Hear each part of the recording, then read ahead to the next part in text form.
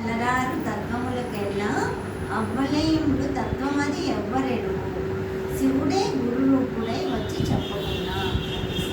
నిజానికి మనం గాయత్రి మంత్రార్థాన్ని కానీ ఓంకారం యొక్క అర్థాన్ని కానీ ఏది తీసుకున్నా ఆ ఊ మా అనే 3 అక్షరాలు 3 లోకాలకి రిప్రజెంటేటివ్స్. ఈ 3 లోకాలకి ఆవల ఉన్న తత్వమైనటువంటి ఆ సవితా లోకాన్ని పొందుటకుగాను భర్గోదేవుని ధ్యానిస్తున్నాను. ఎవరైతే మన బుద్ధికి ధారణ ఇస్తున్నారో అని చెప్పారే, అలా మనం ఎప్పుడు ఈ 3 లోకాల్లోనే తిరుగుతూ ఉంటాము. దీనికి నిజానికి వీటికి ఆవల ఉన్న తత్వం మనది.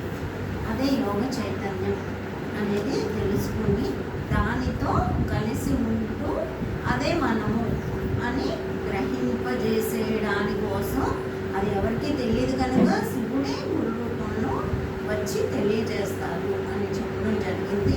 అదే గురుగారు ఎప్పుడూ కూడా analyse, understand the 3 states of consciousness and realise that you are the embodiment of సచ్చిత్ ఆనంద అని చెప్పేవారు. అంటే 3 అవస్థల గురించి చక్కగా అర్థం చేసుకుని నువ్వే సచ్చిదానంద స్వరూపం అని గ్రహించు అనేది ఆయన సిద్ధాంతం. కనుక అట్లాంటి స్థితిని పొందడానికి గాను శివుడే ఆ గురు రూపంలో వచ్చి చెప్పడం అనేది జరుగుతుంది. మరి దాన్ని మనం పొందాలి అంటే గురుభక్తి కళా రత్నాకర తరణము శిష్యజీవి ఆవరణము గురుభక్తి కలుగువారల కరుదే సకలార్థ సిద్ధి అవుతుంది అని చెప్తారు. అంటే గురుభక్తి కళా రత్నాకర తరణము అంటే రత్నాకరం అంటే రత్నగర్భ అని అంటారే సముద్రం. అలాంటి సముద్రాన్ని కూడా అతి ఆనందంగా కళాత్మకంగా దాన్ని దాటింపజేసేసే శక్తి కలిగింది గురుభక్తి. ఇందాకలా మనకి చెప్పారే అప్పలరాజు గారు, గురుభక్తి అనేది ఉంటే, అలాగే ఆయన అందరూ చెప్పిన వాటిలోని ఆ గురుభక్తి అనేది ఉంటే అది శిష్యజీవికి ఆవరణం. ఒక ఆవిడ చెప్పిందిలేండి, నాకు ఒక విజన్లా వచ్చింది, నేను ఏదో సముద్రంలో పడిపోయినట్టు గురువుగారే ఇలా ఒక గ్లోబ్ లాగా నన్ను ఉంచినట్టు. మరి ఆ గ్లోబ్లో ఉంచినప్పుడు నువ్వు సముద్రంలో మునిగిపోయినప్పుడు నీకేం అవ్వదు కదా, ఎంతో రక్షింపబడతావు కదా. అది గురుభక్తి అనేది అలాంటి రక్షణ అని తెలియజేయబడింది. గురుభక్తి కళా రత్నాకర తరణం శిష్యజీవికి ఆవరణం. అలా శిష్యజీవుని రక్షిస్తూ ఒక మొక్కని ఆ పశువులు తినేయకుండా ఎలా ఒక కంచెలాగా రక్షణ కవచంలాగా ఉంటుందో అలా గురుభక్తి అనేది మనకే రక్షణ కవచం. అది ఈ సముద్రాన్ని సంసారం అనే సాగరం నుండి చక్కగా కళాత్మకంగా దాటించేసేయగలదు. గురుభక్తి కళా రత్నాకర తరణము శిష్యజీవికి ఆవరణము గురుభక్తి కలుగువారల కరుదే సకలార్థ సిద్ధి అవుట దరిద్రం. గురుభక్తి కలిగిన వాళ్ళకి ఆయనకి ఏమైనా లోటు ఉంటుందా, సకలార్థాలు కూడా వచ్చేస్తాయి. వాళ్ళకి ఏ లోటు ఉండదు. అంటే చూసిన వాళ్ళు కనిపించవచ్చు భక్తులకే కష్టాలు ఎక్కువ అనేసి, కానీ వాళ్ళకి ఏం లోటు లేకుండా ఆ గురుభక్తి ఆ రక్షణ కవచం అనేది ఎప్పుడు వాళ్ళ చేతుల్లోనే రక్షిస్తూ ఉంటారు. ఆ గురుభక్తి అనేది మనకు ఆ రక్షణ కవచంగా ఉంటుంది. అలాంటి వాళ్ళకి అసలు సాధించింది పొందని అంటూ ఏముంటుంది అని చెప్పబడింది. కనుక ఇందాక చెప్పుకున్నట్టు రాముడు గొప్పవాడ రామనామం గొప్పదా అనేసి ఎగ్జాంపుల్స్ చెప్తారు కదా. ఆయన నామాన్ని రాస్తే రాయి తేలిపోతుండేదట. నా నామాన్ని రాసిందే తేలిపోతుందని రాముడు వేసినా కూడా అది మండేదట.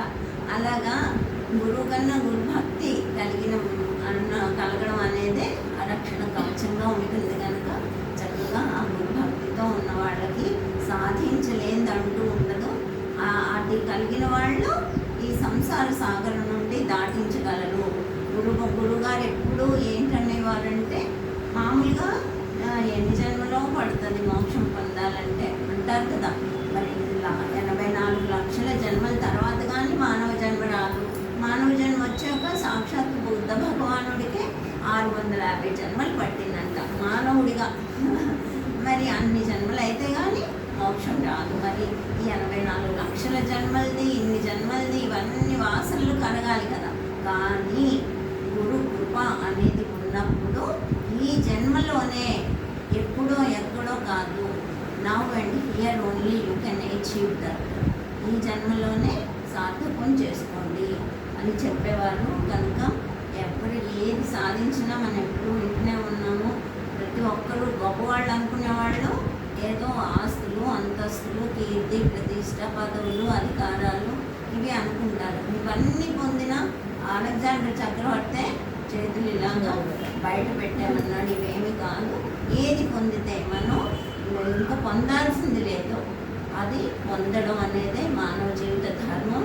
దానికోసం ఎంతో పూర్వజన్మ పుణ్యం వల్లనే, ఇందాక పాటలో చెప్పినట్టు ఆ జన్మ పుణ్యం వల్లనే మనం భారతదేశంలో పుట్టాము. ఎంతో మన భాగ్యం కొద్దీ గురువు లభించడం జరిగింది. మనం చేయాల్సింది ఏంటి అంటే బంగారు సుమముల భారతి పూజ చేయాలి. అంటే ఆ భారత మాత, భా అంటే భాసింపజేసేది, ప్రకాశింపజేసేది. అలాంటి భరతమాత యొక్కని ఆవిడ ఎడల రతి కలగడం, ఆ చైతన్యంతో కలిసి ఉండడం, ఆసక్తి కలిగి ఉంటూ అదే మనంగా మారి మనం ప్రపంచానికే అలాంటి ఆదర్శవంతులు కావడమే భరతమాత పూజ. కనుక మనల్ని అందరూ కూడా అదృష్టం కొద్దీ, ఆ పూర్వజన్మ సుకృతం కొద్దీ ఆ గురు సంప్రదాయంలోకి చేరడం జరిగింది. మనందరం కూడా మన జన్మలు సార్థకం చేసుకోవడం కాక ప్రపంచానికే కూడా ఇదే అసలైన జ్ఞానం.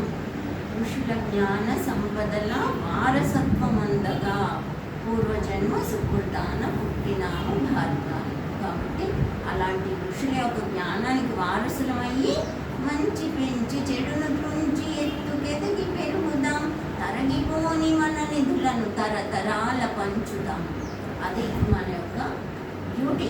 కనుక తరతరాలకి ఆ వారసత్వ సంపదని పంచే యోగులుగా, జ్ఞానులుగా ప్రతి ఒక్కరూ తయారవ్వాలి.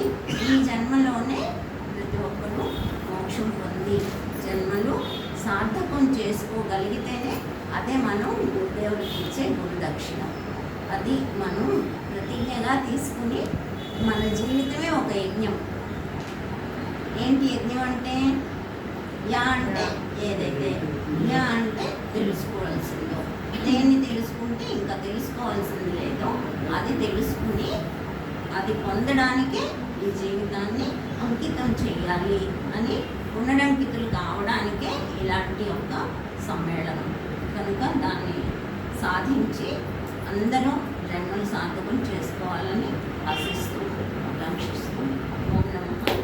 చక్కగా రామకృష్ణ గారి ప్రోగ్రామ్ని చక్కగా ఆర్గనైజ్ చేసి ఈ అవకాశాన్ని కల్పించినందుకు నిజంగా ఆయనకే మనమే కొంత